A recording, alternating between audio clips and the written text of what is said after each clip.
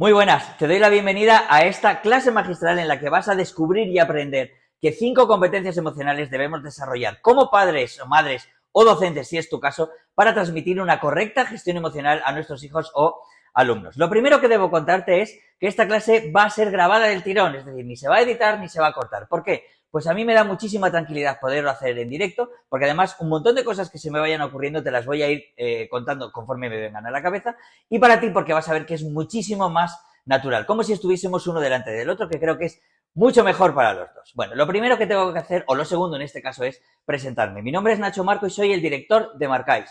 Marcáis es una escuela de educación emocional y aprendizaje basado en juego. En la escuela trabajamos con niños de entre 4 y 16-18 años y lo que hacemos es desarrollar sus habilidades y competencias de gestión emocional a través del juego. Paralelamente trabajamos con niños con necesidades educativas especiales y desarrollamos y les ayudamos en esas necesidades también con metodología de juego. Por mi formación, coach certificado experto en oratoria, en educación emocional y en ABJ, trabajo en centros educativos con un programa formativo dirigido a profesores en el que les ayudamos a desarrollar su competencia emocional para luego poderla transmitir correctamente en el aula, y he colaborado y colaboro en un montón de escuelas de familia en la que hemos formado en más de 5.000 horas, tanto a docentes como a padres, madres, a estas familias y docentes en habilidades y competencias de gestión emocional. Esta clase que vas a ver aquí es un pequeño extracto resumen de esas más de 5.000 horas que hemos llevado a cabo de formación tanto para docentes como para familias y que te puedo garantizar de la que vas a sacar mucho beneficio. Bueno, vamos a empezar. Lo primero que ves aquí es dos siglas que pone cociente intelectual, cociente de educación emocional. Si le preguntásemos a una persona de nuestra edad, en la edad adulta, ¿qué motivos tiene en estos momentos para sentirse exitosa? Nos podrían decir muchísimas cosas. No sé qué responderías tú si tuviese que responder yo. Uno de los mayores motivos que tengo para sentirme exitoso y muy feliz conmigo mismo es haber formado una familia numerosa. Yo tengo 3 hijos, Nicolás, Guillem y Lola, y es uno de los mayores motivos de éxito para mí. No sé qué contestarías tú. Hay gente que vincula su éxito en la edad adulta a un desarrollo profesional, a un poder adquisitivo, a un reconocimiento social, y está fenomenal que cada uno lo vincule a lo que quiera que sea que lo quiera vincular. Lo que sí es cierto es que en la edad adulta, y esto está demostrado científicamente, el éxito de una persona está condicionado más o menos en un 70% por su capacidad de gestión emocional y en un 20-30% por su desarrollo intelectual.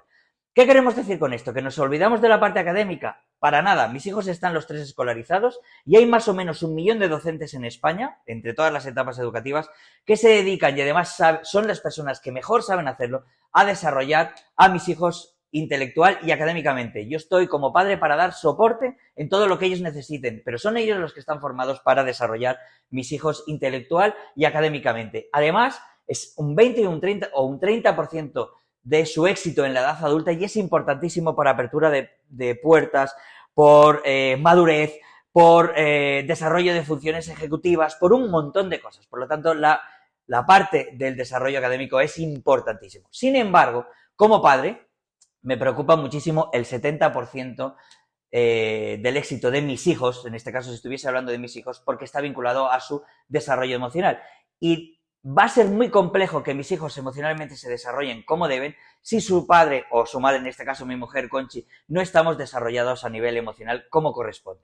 Por eso es importantísimo que nosotros hagamos un buen trabajo desarrollándonos primero emocionalmente nosotros para luego inculcárselo y transmitírselo muy bien a nuestros hijos o alumnos. Vale. Y si queremos desarrollarnos a nivel emocional, ¿qué es lo que tendríamos que aprender? ¿Qué competencias tendríamos que aprender? Bueno, pues tenemos aquí un pentágono de 5 puntas, cada una de las 5 puntas corresponde a una competencia emocional y vamos a desarrollar brevemente cada una de las 5. En primer lugar, tendríamos el autoconocimiento. El autoconocimiento, como su propio nombre indica, es la capacidad que todo el mundo tiene para conocerse y es algo que aparentemente es muy sencillo y posiblemente sea la competencia más compleja para desarrollar. Dentro del autoconocimiento de una persona forman parte sus debilidades, sus fortalezas, nombrar correctamente todas las emociones y sentimientos que tiene a diario, forman parte sus valores, sus creencias, etcétera, etcétera. Te voy a poner un caso muy sencillo. Si yo te pidiese que verbalizases de forma muy rápida cuáles son tus fortalezas y debilidades, ¿podrías hacerlo? Deberías poder hacerlo, porque es como tú eres. Es decir, deberías de poder verbalizar muy rápido cuáles son tus principales fortalezas y debilidades. Sin embargo, como adultos muchas veces tenemos mucha dificultad para poder hacerlo. Si nosotros como adultos tenemos dificultad para poder hacerlo, evidentemente nuestros hijos o nuestros alumnos tendrán mucha dificultad para hacerlo.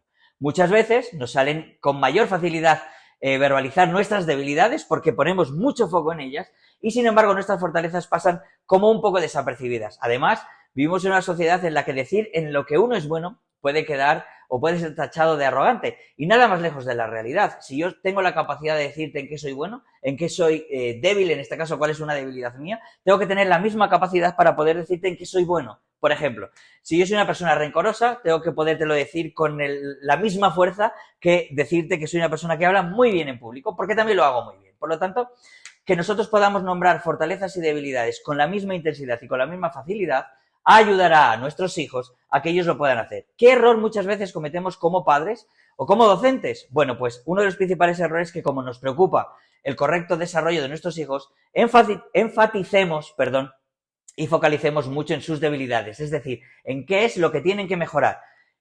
¿Qué provoca esto? Pues que se lo digamos muchísimo más veces. ¿Y qué provoca esto? Pues que nuestros hijos, que nos van a creer siempre, van a pensar que tienen muchísimas más debilidades que fortalezas si es que las escuchan muchísimo más.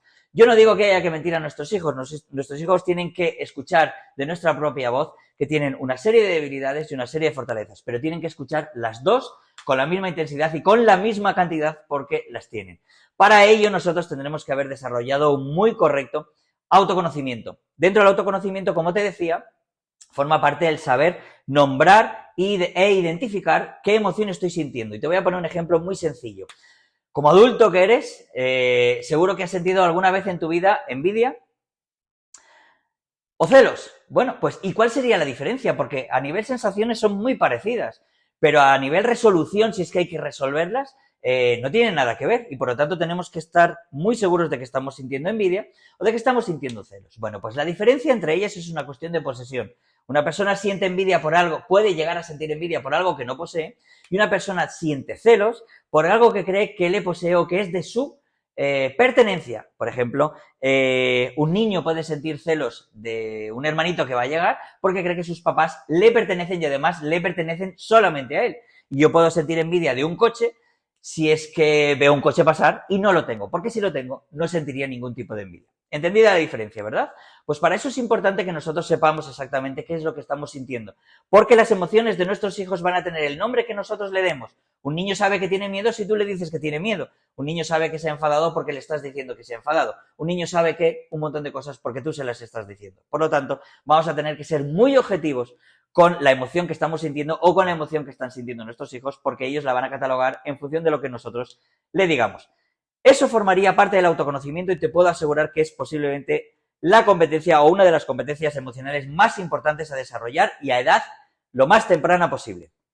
En segundo lugar, en el segundo vértice, tendríamos la autorregulación. La autorregulación, también como su propio nombre indica, es la capacidad que tenemos para regular, resolver, gestionar, sacarle partido a todas las emociones que sentimos en el día a día, que son un montón. Es esa mochila de recursos y de habilidades para ir resolviendo todo lo que nos va ocurriendo. Mirad, entraremos muy bien en nuestra formación Educando para Ser, que ya te contaré al final de esta clase magistral. En nuestra formación Educando para Ser explicamos correctamente y de una forma muchísimo más detallada cuáles son las claves para que un niño aprenda a gestionar un niño y un adulto, aprenda a gestionar muy bien todo eso que le ocurre y o piensa. La clave está en la perspectiva, es decir, si pudiésemos reducir la educación emocional de una forma súper sencilla, la reduciríamos a la siguiente fórmula. Emoción más pensamiento igual a consecuencias. Si las consecuencias de la emoción que estoy sintiendo no me gustan, puesto que la emoción no puedo obviarla ni evitar que aparezca ni nada por el estilo, solamente puedo meter mano al término de en medio que son la percepción y la interpretación de la misma. Por lo tanto, que podamos actuar en la interpretación de cada cosa que sentimos, pues va a provocar un tipo de consecuencias u otras y eso nos va a ayudar a regular nuestra gestión emocional, ¿vale? Hablaremos mucho de ello porque además hay una habilidad que te voy a contar al final de ello que se llama el pensamiento divergente, que es clave para una correcta regulación emocional. Las rabietas de nuestros hijos, que todo el mundo teme muchas veces en función de la edad, la gestión de la adolescencia en nuestros hijos, que yo también los tengo ya dos en esa parte de adolescencia, y cómo manejar un montón de situaciones.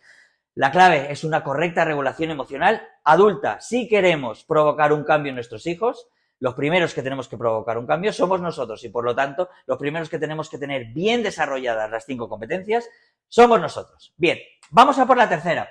La tercera es la automotivación o la tan reconocida autoestima. Si yo te preguntase qué es la autoestima, seguramente me sabrías responder y me dirías algo así como un ¿cuánto me quiero?, ¿no? Es una aceptación, una valoración de uno mismo. Bien, pues para tener una autoestima bien desarrollada tenemos que tener en cuenta muchísimas cosas. Por ejemplo, vamos a pensar en una persona a la que quieras mucho. Yo voy a pensar en una persona a la que yo quiera mucho, como por ejemplo mis hijos o mi mujer. Por ejemplo, mi mujer. Yo a mi mujer la quiero mucho porque mi mujer tiene un montón de cosas que son una flipada y me encantan. Y luego tiene otras que, bueno, pues, oye, están ahí y que no me encantan tanto, pero están.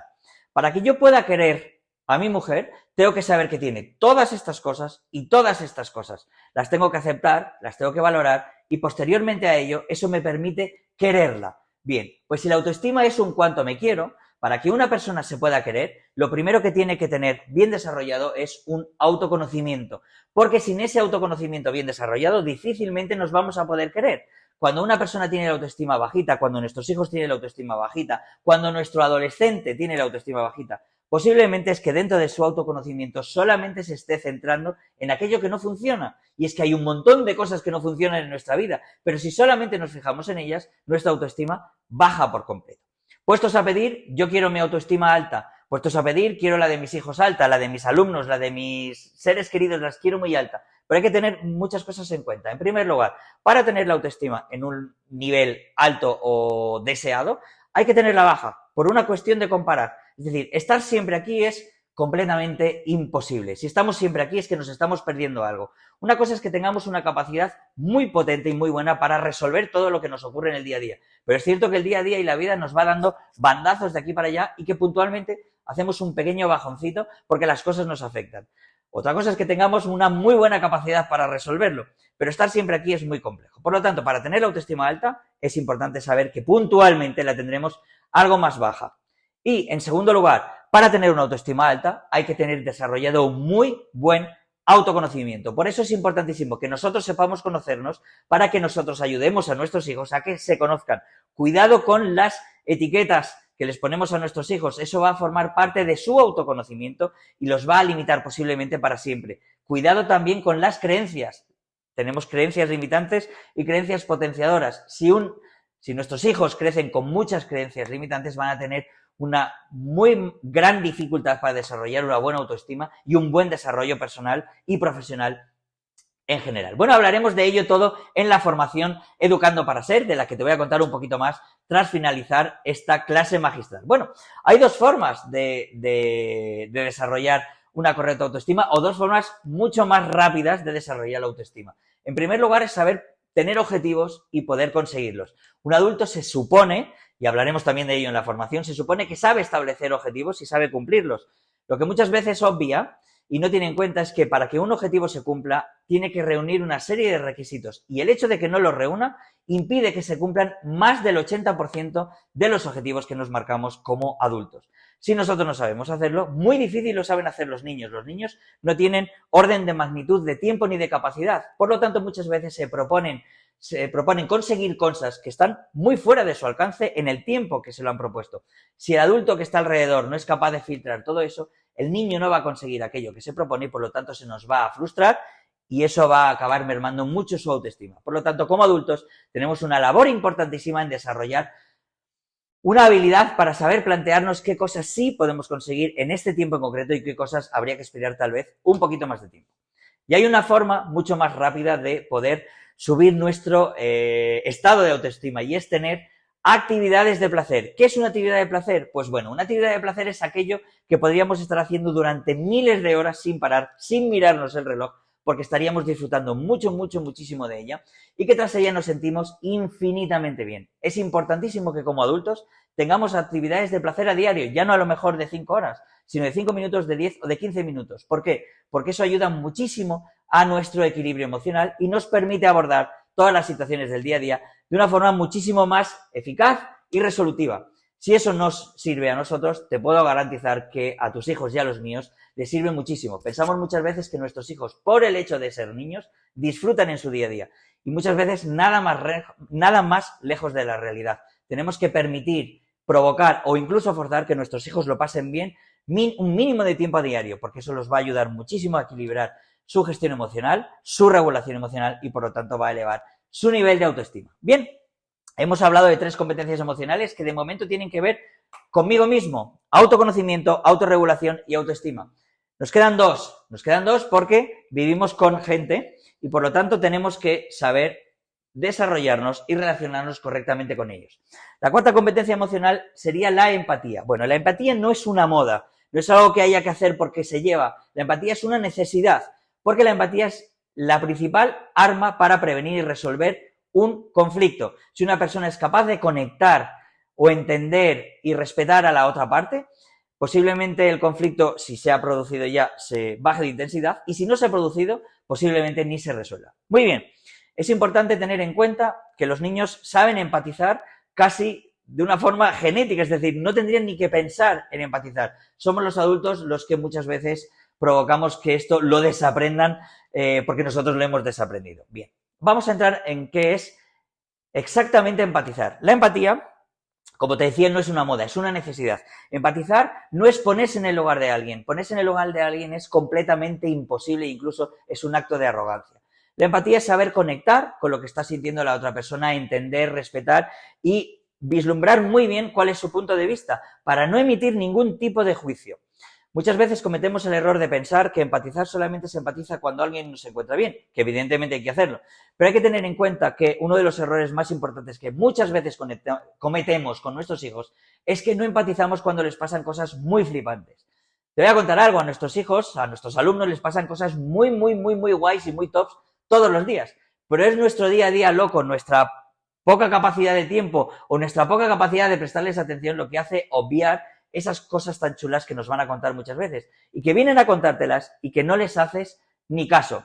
Cuando te ha pasado algo muy chulo o tienes una noticia muy buena y la otra persona no conecta o no empatiza contigo, provocas un rechazo enorme. Por lo tanto, a tener en cuenta que empatizar se hace tanto para cuando alguien no se encuentra excesivamente bien como para cuando alguien sí se encuentra bien. Empatizar es muy difícil. Yo puedo empatizar con muy poquitas personas en la vida porque requiere de un esfuerzo infinito y agotador por mi parte, porque tengo que conectar, me tengo que olvidar de mí, es lo contrario al egocentrismo. Tengo que vaciar todo mi diálogo interior para estar única y exclusivamente centrado en el tuyo. Por eso es tan difícil empatizar, por eso es tan difícil empatizar para nosotros como padres y por eso muchas veces nos cuesta tanto empatizar con nuestros hijos, porque el diálogo interno que tenemos no nos permite escucharles con atención. La escucha activa es la principal arma para ayudarnos a empatizar. Hablaremos también mucho de empatizar y de la escucha activa y de conectar con nuestros hijos, sobre todo en edad adolescente, en la formación Educando para Ser, de la que te cuento ahora un poquito más. Vamos con la última competencia, que serían las habilidades sociales. Habilidades sociales hay un montón, pero yo me voy a centrar en 2. La primera es ser asertivo y la segunda es saber decir que no, que están muy bien, muy relacionadas. La asertividad es la capacidad de decir, pensar o sentir todo lo que queremos decir, pensar o sentir en un momento o hacer. Vale.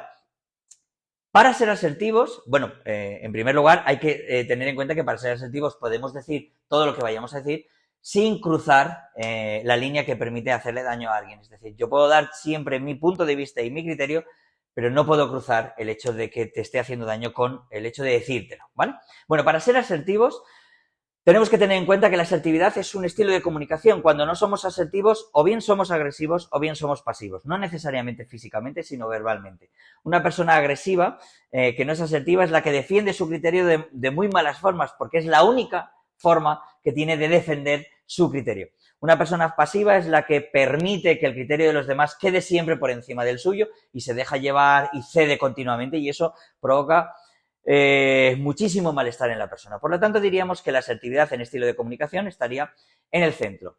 Previo a ser asertivo hay un paso y es ser íntegro. Una persona íntegra es aquella que piensa, dice, siente y hace lo mismo. ¿Y cuál es el problema de esto? Pues mira, que pensar y sentir no se escucha y por lo tanto muchas veces van de la mano. El problema viene cuando hay que decir o hay que hacer, y es que muchas veces decimos o hacemos algo que es completamente contrario a lo que estábamos pensando y sintiendo. Esto ocurre muchísimo en la adolescencia. Los adolescentes tienen una necesidad de encajar imperiosa a nivel social. Nosotros hemos quedado en otro lado y nuestros adolescentes necesitan encajar en un vínculo social, necesitan ser escuchados, necesitan pertenecer a algún sitio y muchas veces, a pesar de pensar y de sentir una cosa, hacen y dicen otra porque lo que necesitan es que se les tenga en cuenta, ¿vale? Como te decía, la otra habilidad social en la que me iba a centrar es la capacidad de decir que no. Y la capacidad de decir que no es aquella en la que yo digo que no cuando quiero decir que no. Y digo que sí cuando quiero decir que sí. No se trata de andar dándonos todo el rato. Una persona sabe decir que sí o sabe decir que no en función de las consecuencias a las que se tiene que enfrentar después de ese sí y de ese no. ¿Por qué? Porque si yo no voy a ser capaz de abordar las consecuencias posteriores, no voy a poder dar un no y no voy a poder dar un sí. Vamos a poner un ejemplo de un caso adolescente. Nuestros adolescentes que se están enfrentando a los primeros contactos con el alcohol y otro tipo de cosas. Vamos a suponer que tenemos un adolescente en casa al que sus amigos han invitado a un botellón. El adolescente quiere ir, pero lo que no quiere es formar parte del botellón. Y sus amigos le han dicho que si no va, pues bueno, lo van a dejar de lado o van a colgar en redes sociales cosas feas de él o cualquier cosa. Este niño tiene un pequeño problema. De dentro le nace no ir, pero si no va, se va a quedar solo y se va a quedar sin amigos y se va a ver ante un desvínculo social importante. ¿Qué hace? Aquello que puede abordar. Si el niño es capaz de manejar bien el quedarse solo sin amigos durante un tiempo, no irá al botellón. Si el niño esa capacidad no la tiene porque no puede abordarlo y prefiere ir al botellón y asumir las consecuencias de ello, pues irá. Y esa es la clave para saber cuándo decir que sí o cuándo decir que no, es decir, qué consecuencias soy capaz de asumir, ¿vale? Bueno, hemos hablado de 5 competencias emocionales. En esta última, en las habilidades sociales, tengo que decirte que como adultos, los padres no tenemos muy desarrollado aquello de saber decir que no y la asertividad. Como padres nos dejamos llevar muchas veces en los grupos de padres de los colegios, en entornos profesionales, en qué pensarán de nosotros, en qué van a decir si te ven no sé cómo. Y eso, de una forma consciente o inconsciente, se lo transmitimos muy mucho a nuestros hijos. Si nosotros no somos asertivos, si nosotros no sabemos decir que no, nuestros hijos no serán asertivos y, por lo tanto, no sabrán decir que no. Bueno, te he contado las 5 competencias emocionales de las que te quería hablar al principio y una habilidad más que era el pensamiento divergente. El pensamiento divergente es clave en la competencia de la autorregulación. El pensamiento divergente es la capacidad que tiene todo el mundo para pensar de una forma distinta a cómo lo haría de forma habitual. Es una habilidad y, por tanto, se entrena y se desarrolla. Es una habilidad que nos da perspectiva de resolución. Hay una definición de inteligencia que dice: una persona es inteligente cuando es capaz de resolver todo lo que le ocurre en su vida, en cualquier contexto de su vida. Pero hay un pequeño matiz, y es que sea capaz de hacerlo en el menor tiempo posible. Yo te voy a proponer un juego. El juego es que me pudieses decir, no lo vamos a hacer como tal, pero me pudieses decir en 10 segundos 10 palabras que no contengan la letra L, es decir, que no contengan la L de lápiz, por ejemplo, que no contengan la doble L de silla y que no repitas ninguna de ellas. No sé si serías capaz de hacerlo o no. Yo sería capaz de decir 50, 100 o 200 palabras sin L, sin E y sin repetir en menos de un minuto. ¿Por qué? Porque la respuesta más rápida a este pequeño juego sería decir 1, 2, 3, 4, 5, 6, 7, 8, 9, 10 y cualquier número hasta el 1000, porque el 1000 es el primer número que lleva la letra L. Ocurre que cuando yo te planteo este juego, en el que te pido palabras, muchas veces nosotros descartamos los números automáticamente porque son la antítesis o la parte más antagónica de una palabra. Cuando te digo que pienses en palabras sin L, todas las palabras que vienen a tu cabeza llevan L y entonces empiezas, no puedo decir no sé qué, no puedo decir no sé cuántos, no puedo... Bueno, y eso provoca un pequeño choque. El pensamiento divergente es la habilidad que nos permite pensar en números cuando alguien nos pide palabras para resolver algo en concreto. De esta habilidad también vamos a hablar mucho en esa formación de Educando para Ser, en la que voy a entrar ahora mismo. Después de más de 5.000 horas de formación en centros educativos para docentes y en escuelas de familias para padres y madres, después de hacerlo de forma presencial durante más de 11 años, hemos desarrollado una formación online que se llama Educando para Ser, que contiene lo más importante y las claves más específicas que todo padre, madre o docente debe de poder desarrollar para transmitir una correcta educación emocional a sus hijos. Es una formación que está toda grabada en vídeo, que es una formación online, en la que yo te cuento en cada uno de los vídeos cómo desarrollar cada una de las 5 competencias para que se las puedas transmitir correctamente a tus hijos y, por tanto, estemos desarrollando ese 70% que los va a convertir en personas exitosas en su edad adulta. Y además es una formación súper práctica, con claves para aplicar desde el primer día, para saber cómo ayudarlos en su autorregulación, para ayudarles a conocerse. Acuérdate que era posiblemente la competencia más importante. A aprender tú a cómo desarrollar tu propia autoestima para que sepan ellos desarrollar su propia autoestima, que sepas empatizar con ellos, a conectar con ellos, a tener unas relaciones muy sanas en las que ellos tengan mucha confianza y tranquilidad para contarte todo lo que te tengan que contar, habilidades sociales, cómo saber decir que no, cómo enfrentarse a diferentes situaciones en las que pueden quedarse solos, no dejarse llevar, gestionar sus rabietas. Bueno, un sinfín de recursos que te voy a explicar en cada uno de los 5 vídeos de la formación de Educando para Ser y que además vienen acompañados de un montón de dossiers y de PDF con esas claves para ir gestionando un montón de situaciones que tienen que ver con la gestión emocional de tus hijos y de los míos. Si esta clase magistral te ha resultado de interés, que ya te avanzo, que sí, aunque no te puedo escuchar, y en la que habrás descubierto un montón de tips que son importantísimos para desarrollar como padres y madres, te puedo garantizar que la formación Educando para Ser que hemos preparado en formato online y que es el extracto de más de 5.000 horas de formación en centros educativos y escuelas de familia, te va a ser de una gran utilidad. Así que nada, entra en el enlace siguiente, descubre todo el contenido y en qué consiste la formación Educando para Ser y tómate un pequeño tiempo para empezar por ti, porque si empiezas a formarte por ti, lo que haces es ayudar a tus hijos a que se desarrollen de forma correcta y estés ayudándoles a fomentar ese 70% que va a garantizar su éxito como personas en la edad adulta. Nada más, muchísimas gracias por estos 25-26 minutos de sesión. Espero que haya sido útil para ti, que estoy segurísimo de que sí, y espero verte pronto pronto dentro del programa Educando para Ser, donde vamos a aprender y compartir un montonazo de aprendizajes. Un abrazo, te veo pronto.